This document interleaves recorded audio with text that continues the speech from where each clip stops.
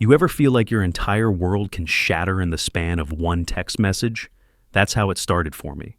It was a Thursday night, just a regular, boring evening. I was reheating leftover Thai food, scrolling through my phone, and wondering if I should binge another crime docuseries or actually get some sleep for once. Then her message popped up. No warning, no build-up. Just 9 words that cracked open everything I thought I knew. I think we should take a break. I met someone. That was it. No explanation, no apology. Just a detonation. Her name was Rachel. We'd been together 3 years. 3 years of memories, laughter, fighting through rent hikes, late-night arguments over nothing, and small victories that felt like everything when we were still trying to figure out adulthood. She was my person, or at least I thought she was. I met her back in college. We were both broke, hungry, and surviving off cafeteria pizza and dreams. She was the kind of girl who wore secondhand sweaters like they were runway pieces, and she laughed like life hadn't taught her how cruel it could be yet. I was drawn to that light in her.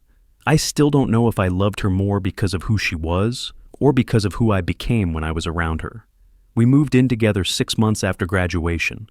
It wasn't glamorous. We split a 2-bedroom with her friend Jenna in a dingy walk-up in Ridgewood, but it felt like progress. It felt like home. I worked full-time at a warehouse to help cover rent while I built my freelance graphic design hustle on the side. Long hours, tired nights, skipped dates. But I believed in us. I believed that if I put in the work now, we'd reap the benefits together later. Turns out, she didn't see it that way. Apparently, while I was busy planning our future, she was out looking for someone who could give her the life now. Someone more ambitious, more assertive. Someone who didn't come home smelling like cardboard and sweat. In her words, a real man. He's a marketing manager, drives a leased BMW, posts shirtless gym selfies with fake deep captions about grind culture. I found all this out after I checked her tagged photos. Pathetic, I know. But when you're blindsided like that, your dignity isn't the first thing you reach for. I couldn't breathe when I saw the two of them together, smiling, arms wrapped around each other, like they hadn't just set fire to the last 3 years of my life.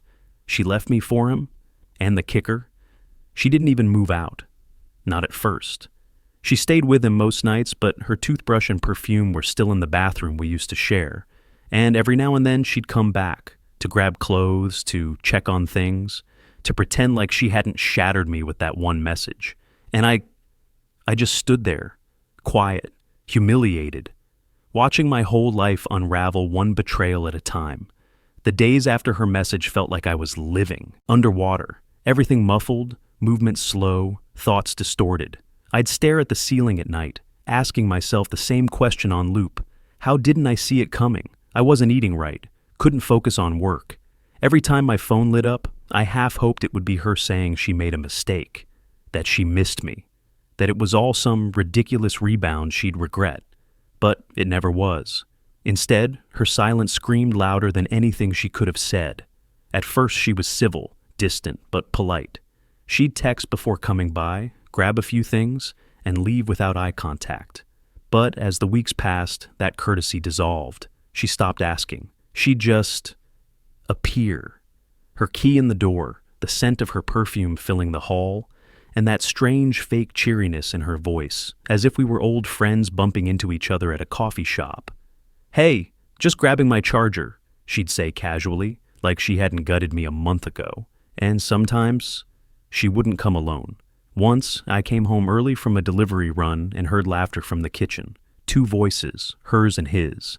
I didn't see him, just caught the tail end of his deep, cocky chuckle before I heard the back door shut. I froze in the hallway. I didn't know whether to scream, confront her, or just curl up on the floor. Instead, I went to my room, shut the door, and waited like a coward, heart pounding, teeth clenched. The next day, her coffee mug was in the sink, one we'd bought together at a street fair, and next to it, another one I didn't recognize. Matte black, gold initials etched into the side, BW. That's when I started noticing more. One night I went to get a glass of water and found a protein shaker on the counter. Vanilla powder residue clung to the sides. Rachel hated protein powder, always said it made her gag. But someone had left it there. Not me, not Jenna. I knew who. I found a receipt on the bathroom sink once. Uber ride, $47. Midtown drop-off, 3:12 a.m. Not from my account, not Rachel's usual route. I turned it over and saw a faint smear of cologne on the back, a scent I didn't wear. The smell was sharp, expensive, foreign. I started feeling like a ghost in my own apartment. Jenna noticed too. One night, she pulled me aside, her voice low, cautious. "You okay?" she asked, eyeing me with that blend of concern and pity I'd grown to hate. I nodded, lied. "Just tired." She didn't push, but before walking away she muttered, "I don't like the way she's treating you. You don't deserve that." That stuck with me, because even though Jenna didn't know the full story, she could sense it. Something ugly was happening, and I wasn't crazy. I started keeping track. Notes in my phone, pictures, dates she stopped by, what she took, what she left, things that felt off. I wasn't sure why I was doing it at first, maybe out of spite, or maybe I just needed proof that I wasn't losing my mind. Then came the night everything shifted. I was sitting on the couch, trying to distract myself with a game, when I heard a buzzing noise from the kitchen. Rachel's old iPad. She'd left it months ago and never bothered to pick it up. I thought it was dead, but apparently it still held a charge, and apparently she'd forgotten to log out of everything. Messages, calendar, photos, Instagram, iCloud backups. I stared at the screen, heart thumping. I knew I shouldn't. I knew it would only hurt more. But something in me had snapped by then. I wasn't just heartbroken. I was angry. So I opened it. The first thing I saw was a selfie of her and Brandon. Yeah, I knew his name by now. Taken in our apartment. My apartment. Her legs draped over his, wine glasses in hand. The caption? Our little hideaway. I felt my face flush with heat. I kept scrolling. There were messages. Flirty, cruel ones. He still lives there? LMAO, you're savage. Does he even know? Nah, he's too soft. He won't say anything. And then the one that made my stomach churn. I almost feel bad sometimes, but then I remember he never acted like a real man. That was it. That was the moment the pain turned into something else. Not rage, not yet, but resolve. A cold, focused clarity I hadn't felt since the day she left. This wasn't just betrayal. This was humiliation. This was mockery. And it was still happening, right under my roof. I didn't have all the proof yet, but I had enough. Something inside me whispered, "Don't just take this. Do something." I barely slept that night. I lay there, staring at the cracked ceiling, fists clenched against the pillow. The image of her and Brandon lounging in my living room, mocking me in text messages, laughing behind my back. It looped in my mind like a broken reel. But beneath the heartbreak, something was changing. Something sharp. Something strategic. I realized then I'd spent weeks drowning in grief, waiting for her to come to her senses, waiting to be chosen again. But that version of me, the one who begged in silence, who let shame curl around his ribs like ivy, he was gone now. If she wanted a real man, maybe it was time I showed her what one looked like. Not with fists, not with rage, but with cold, undeniable truth. So I started digging deeper. I knew Rachel wasn't the kind of person who covered her tracks well. She always left digital footprints, open tabs, synced devices, carelessly stored passwords. We'd shared too much, trusted too easily. I pulled out my old laptop, the one we used before we got separate devices. She never wiped it. Her Chrome browser still had her autofill on. I started scrolling, emails, shared Google Docs, even a Dropbox folder she'd forgotten existed. That's where I found the first real weapon. A lease application, dated 2 weeks after her breakup message, for a luxury apartment across town. Guess who the co-signer was? Brandon Wallace, the same Brandon who, according to her texts, was just someone new she was getting to know. They'd been planning this long before she ended things, while I was killing myself picking up weekend shifts and paying more than half the rent so she could focus on her career transition. She was house hunting with another man. I felt the blood drain from my face as I stared at the document. This wasn't just betrayal. It was calculated, premeditated, and still, I didn't react, not outwardly. I showed up to work. I made dinner. I even nodded hello when she came by for a few more things. But behind the stillness, I was watching, waiting, gathering. The next step was Jenna. We weren't close, but I knew she'd seen things, maybe even heard things. I caught her one evening in the kitchen, making tea in her oversized hoodie, earbuds dangling from her neck. I didn't come at her with accusations. I came with honesty. "Jenna," I said, voice low, "I'm not trying to pull you into anything, but I need to know. Have you seen him here?" She paused, looked down at her cup. "Yeah," she said quietly. "A few times, late at night. Once I heard them in the living room. They thought I was asleep." My jaw tightened. "Did you ever see them bring anything in? Like furniture, bags, anything that wasn't hers?" She hesitated, then nodded. "A duffel bag, sounded heavy, and a PlayStation box." Of course, I thought. He moved his console in before I even knew he existed. I thanked her, and she didn't ask why. She didn't have to. I think she saw it in my eyes. That quiet shift from broken to calculating. That night, I set up cameras, discreet ones, motion activated, one in the living room, tucked behind the TV, another near the entryway. Not to spy on her, but to protect myself, to have evidence, to know. Then I called my bank. Rachel and I had opened a joint account back when we were still starry-eyed idiots. We barely used it, but it was still active. She always swore she never touched it. But I pulled the transaction history anyway, just to be sure. And there it was. 3 weeks after she left me, 2 charges hit that account. $132.50. U-Haul reservation. $1,850. Deposit to Lux Heights residences. My stomach dropped. That was our emergency fund, the one we built together, $50 at a time. She had used our money to move in with him. That was the moment the last thread snapped. She didn't just cheat on me, she stole from me, lied to me, used me. I took screenshots, printed receipts, labeled a folder on my desktop. Truth.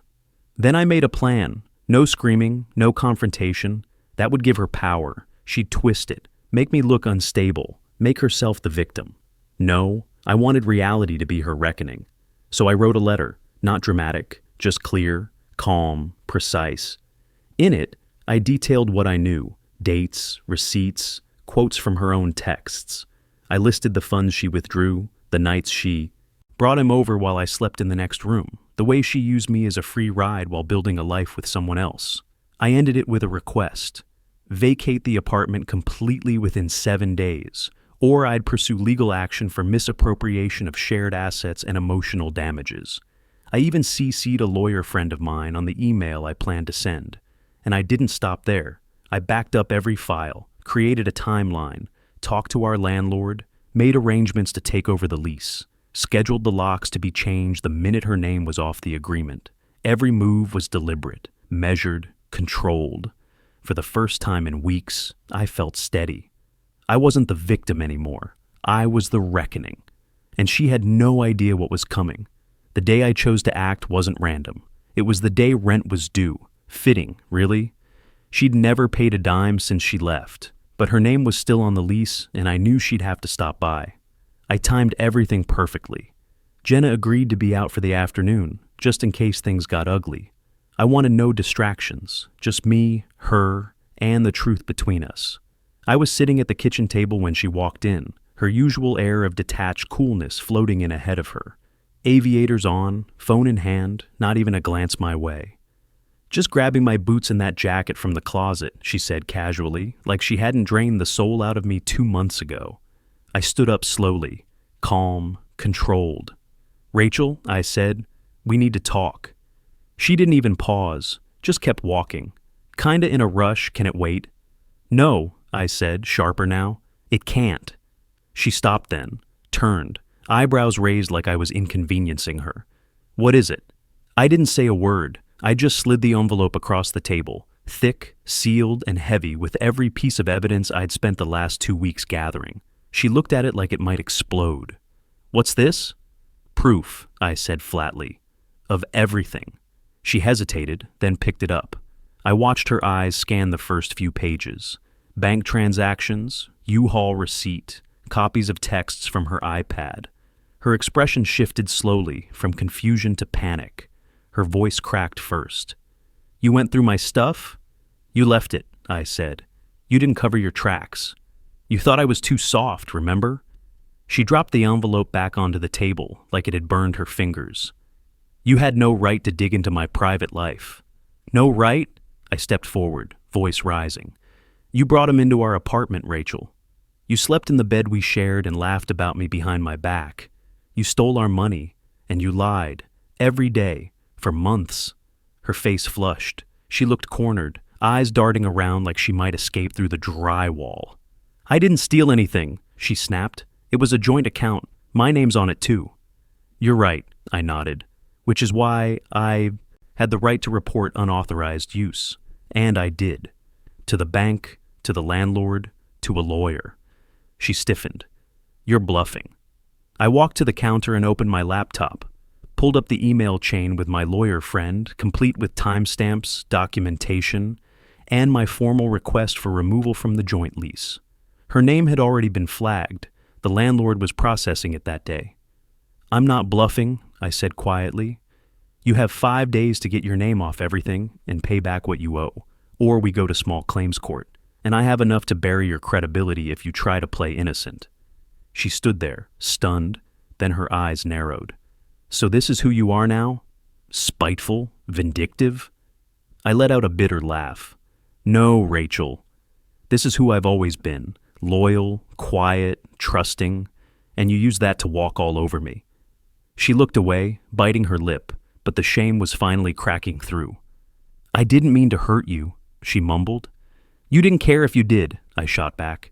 "You just wanted out. And you didn't have the guts to be honest. So you cheated, stole, and moved on like I was just a phase you needed to grow out of." Silence. I could hear her breathing, sharp, uneven. For a moment, she looked like she might cry. But I didn't move. I didn't soften. Because this time, her tears weren't mine to carry. "I want my stuff," she said eventually, voice tight. "I boxed everything," I replied. "It's in the hallway. I even folded your sweaters." She walked past me, her shoulders rigid, grabbed the boxes one by one, no words, no fight left. As she reached the door, I said, "One more thing." She turned, exasperated. "What now?" I held up my phone and tapped play. It was a voice recording, one I'd gotten from the hallway camera just a week ago. Brandon's voice, crystal clear. "Man still lives here?" Damn, Rach. Cold-blooded. Her face drained. "You recorded us?" "You recorded yourself," I said. "I just hit play." Her mouth opened, then closed again. And for the first time, she had nothing to say. I opened the door. She stepped out, arms full of boxes and regrets.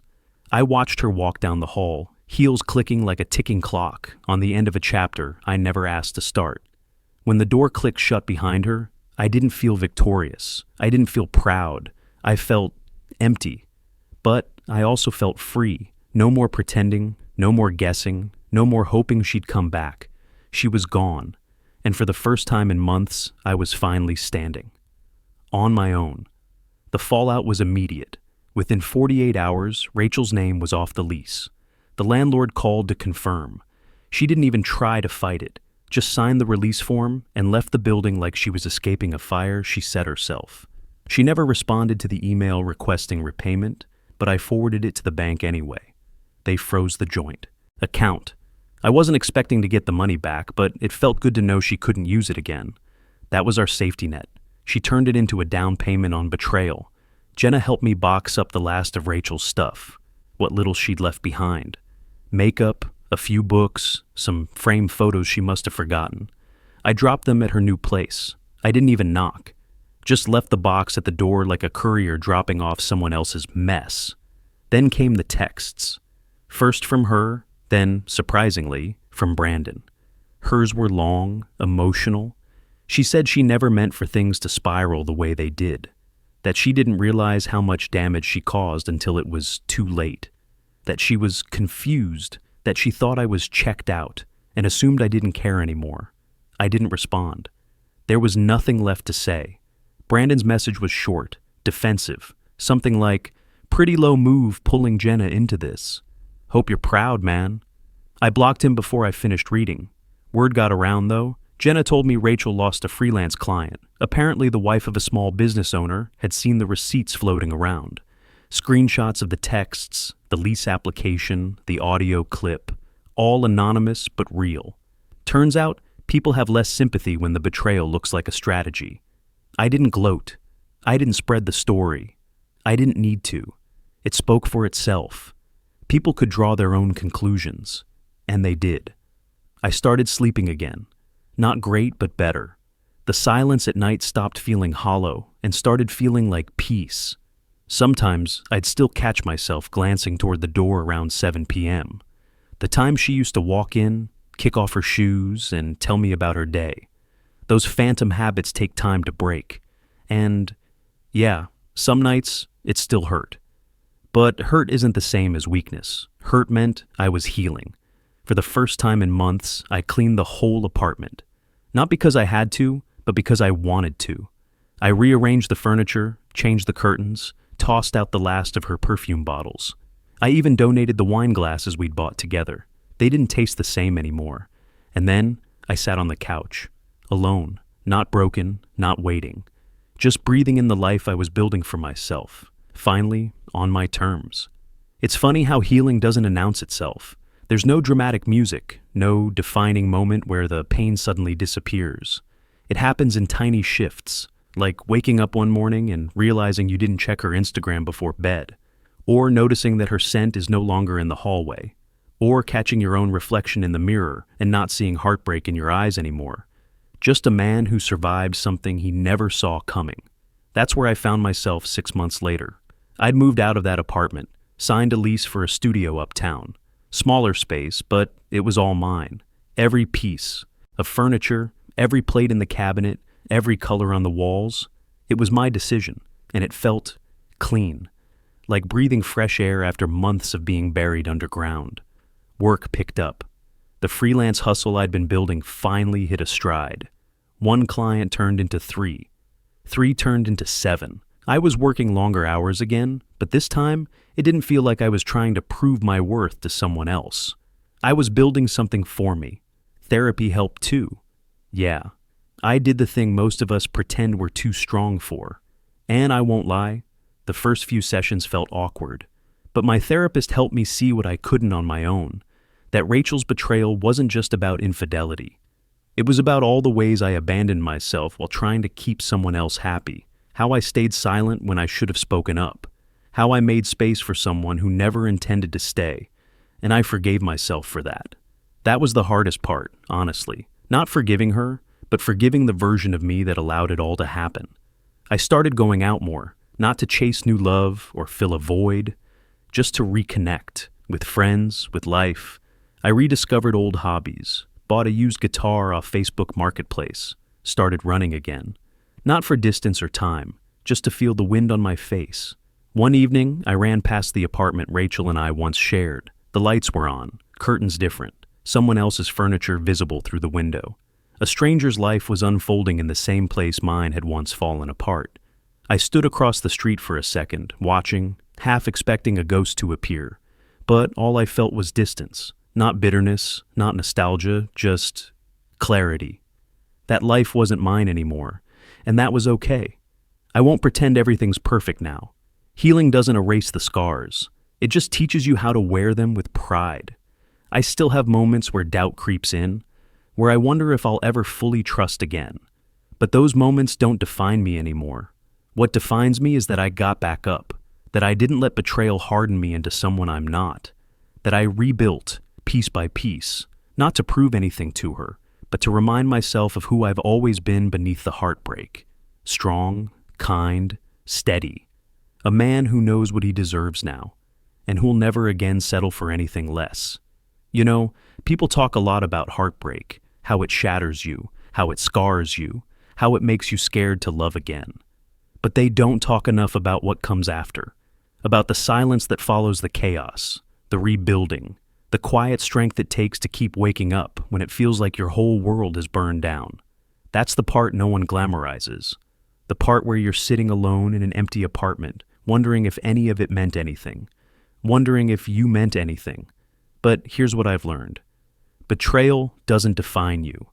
How you respond to it does. I could have stayed bitter. I could have let her actions warp me into someone angry, closed off, and untrusting. And for a while, I was headed down that path. But pain, real, searing, soul-deep pain, has a way of showing you what you're made of. It strips away the illusion, the hope, the pretending, and what you're left with is truth. Mine was this. I had given my love, honestly, fully, without games. And while she might have seen that as weakness, I now know it was my greatest strength. Because the world doesn't need more people who love halfway. It needs people who can rise from ashes with their heart still intact, who can look at the mess and say, this won't break me, this will build me. If you've ever been left behind, if someone chose someone else over you, lied to your face, used your kindness like a doormat, let me say this. Their betrayal says nothing about your worth. It says everything about theirs. Don't lose yourself trying to understand why they couldn't love you right. Some people only recognize your value after they've lost access to it, and by then, it's too late. You were never too soft. You were just too real for someone who didn't know what to do with something genuine. So take the pain, feel it, learn from it, and then let it teach you how strong you really are. Because one day, when the dust settles and the silence is no longer lonely, but peaceful, you'll realize the truth I finally did. Sometimes losing someone is exactly what it takes to finally find yourself.